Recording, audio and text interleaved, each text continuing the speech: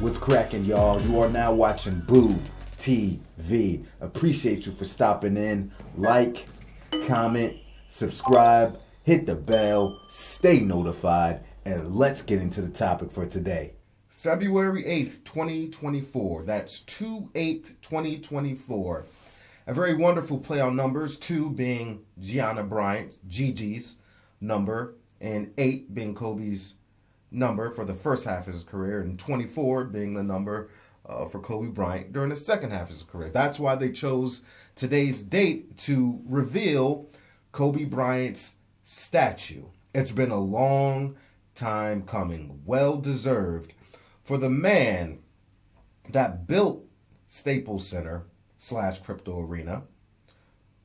Kobe Bryant has 5 championships with the Los Angeles Lakers inside this arena. That is more than any all-time great player in a Lakers uniform inside this building. Remember, the Forum closed in the 1990s, so the Forum was Magic and Kareem's arena. Staples was Kobe Bryant's arena. 5 championships right here in Staples / Crypto. The ceremony was very beautiful. Obviously, I'm not doing a reaction video because I was watching it live from my bedroom, and it was absolutely beautiful. It was much longer than I thought it was going to be, and I thought they did a wonderful job. It was a small group of people. It wasn't like a big arena or anything. It was a sectioned off area. I'm assuming close to Staples Center. Not completely sure the location, but they had a small group of people. I don't know, maybe 150, 200 people or something like that. Hard to tell. But most of the people were people that were associated with Kobe Bryant in some capacity. I saw ex-players in there from both Lakers stints. I saw Adam Silver there. I saw Jerry West there. Pau Gasol. So they had a good audience that shared moments with Kobe Bryant at some point in his life. The people that went to the podium and spoke on Kobe Bryant did an exceptional job. I was wondering which player they were going to have talk. I know it wasn't going to be Shaq, because Shaq, I think, was working for TNT during that time, but Shaq spoke at his memorial service after he passed away, so I figured they might ask somebody else. And it wasn't Pau Gasol, but of course, who else could it have been? It had to be Derek Fisher. It had to be. Derek Fisher was there with Kobe Bryant for all 5 of his championships. All 5. And Kobe Bryant has been on the record saying that Derek Fisher is his favorite teammate of all time, and it makes sense.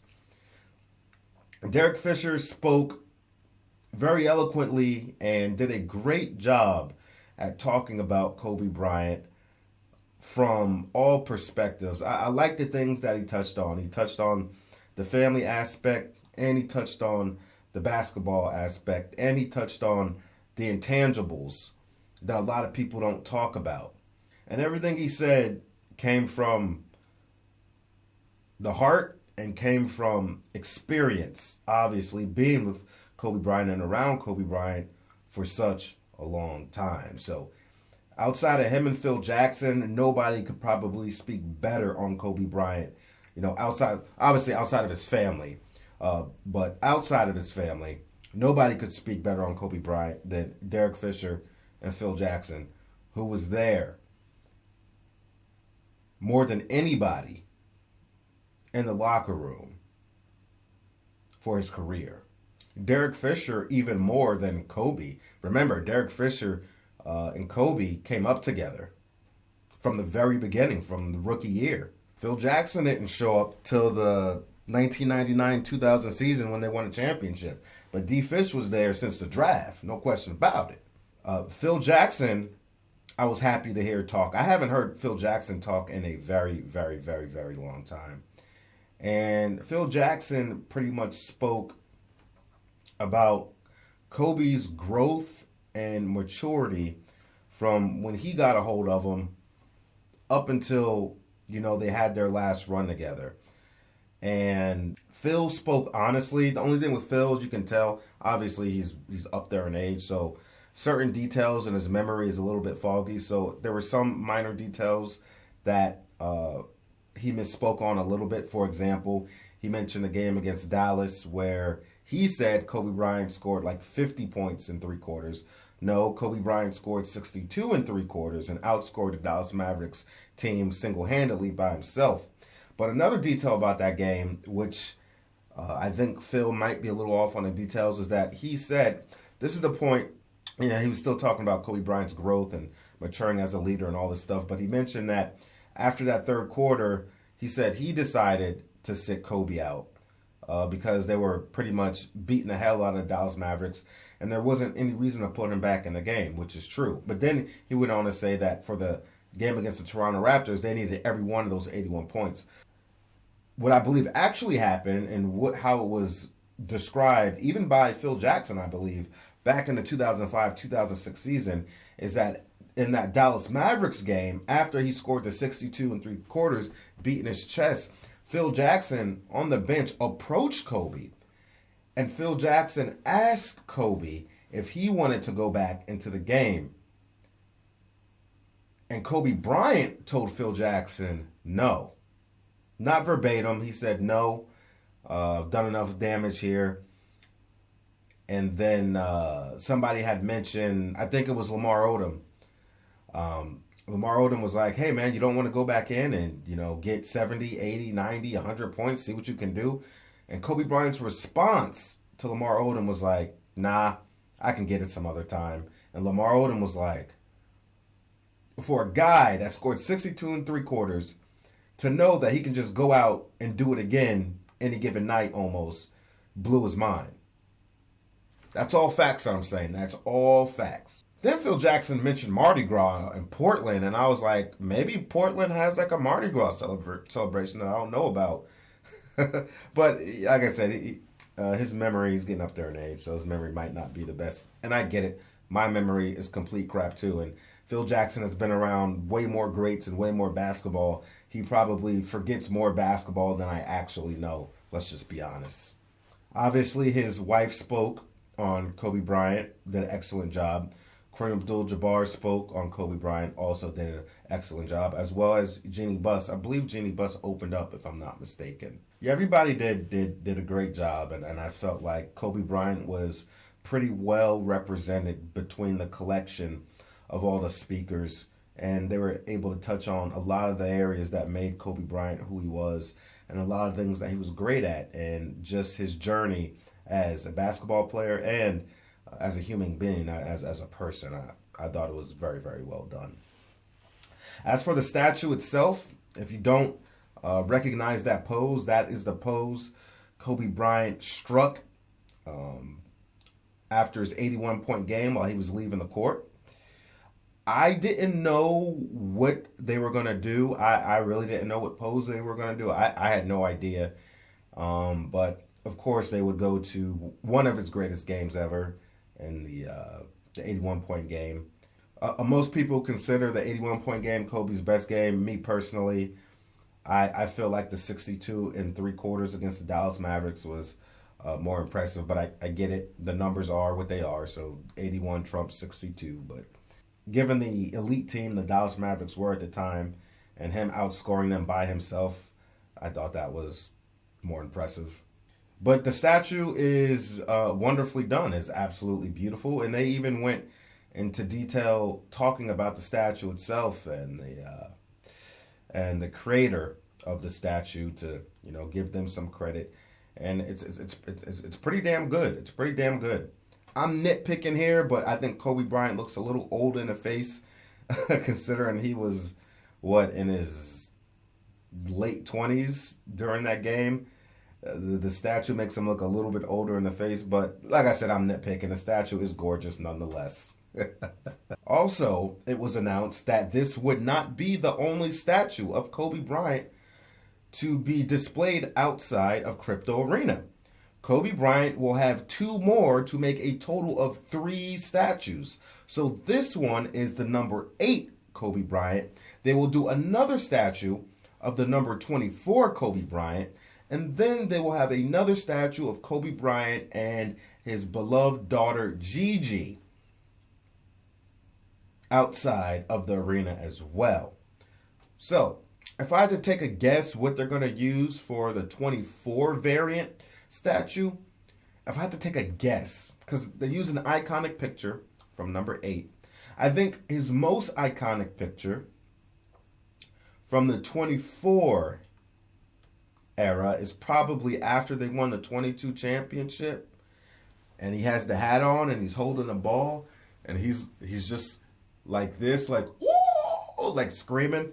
I think that's probably his most iconic picture from the 2024 era, if I had to think about it. I would be totally okay with them doing that one, because that was a moment. That was a moment. That was a moment. I think for the Kobe and Gigi statue, it'll probably be something created with both, like a basketball statue, one representing him as a player, one representing her as a player, but also a father and a daughter. But so I don't think they don't have any pictures of Kobe in his jersey and Gianna in her jersey together, at least not that I've seen. So I think they'll probably create something. But if they were to just take a Kobe and Gigi moment that I really like, after Kobe Bryant won the championship in 2009, there's a beautiful picture. Well, bear in mind, this is his first championship without Shaquille O'Neal. But there's a picture of Kobe Bryant and Gigi embracing each other and kissing during the championship celebration. I think that would be beautiful. But Gianna was a toddler at the time, so they'll probably want to remember her for being the young lady that she was when she passed away, as far as being displayed on the statue. So yeah, but that would be beautiful too. That would be beautiful too. Looks like I'm gonna have to make another trip to Los Angeles whenever I get back to the United States. Once all 3 statues are up for display, I will definitely be making a trip down to LA just to get up close and personal with the statues and take some pictures of them and share them with you all, because hey man, that's beautiful, and I can't wait till they get put on display, and I can't wait to see it. Now I wonder if they're going to do another ceremony for each reveal of the other 2 statues. If they do, I think it'll be maybe even smaller, maybe just the press and then somebody there to talk about it. But I don't think it'll be as big as the one that we had now. Well deserved, man. I'm not going to sit here and talk about all of Kobe Bryant's accolades and everything he's accomplished in his career. I've talked about it ad nauseum here, and we all know what Kobe Bryant did as a player. You know, some people like to undermine his accomplishments. Some people like to diminish them. Some people like to revise history and make Kobe Bryant seem like he wasn't as great as he was. There's a lot of people out there that think Kobe Bryant is overrated, and they like to dumb his career down to statistics and analytics. And for those people, I say, you never watched the guy play. You never did.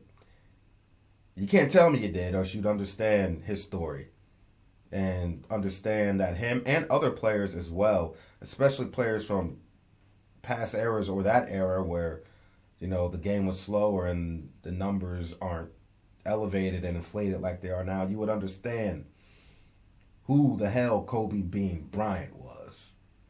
You know what I mean? Anybody that watched him, a fan or not a fan, that understood what the hell was going on, knew that guy was an all-time great and would dare not call Kobe Bryant overrated, excuse me. Would not dare say this man is overrated. Not by any means. But hey, everybody's entitled to their own opinion. That's just me talking my ish. Kobe was an all-time great. In my opinion, a top 5 player. And I don't think there can be an argument for putting him outside of the top 10. But it is what it is. Or at least a valid argument for putting him outside the top 10. But there's a lot of people that have him outside the top 10, so what do I know? Was Kobe Bryant perfect? No. Kobe Bryant was very flawed. Kobe Bryant had his flaws as a person. Kobe Bryant had his flaws as a basketball player. But I've watched this guy play from the beginning to the end of his career, and I can tell you I was there for the journey, and I watched him stumble and falter, but never keep his head down, pick his ass up, and just try to strive to be better as a person and as a player,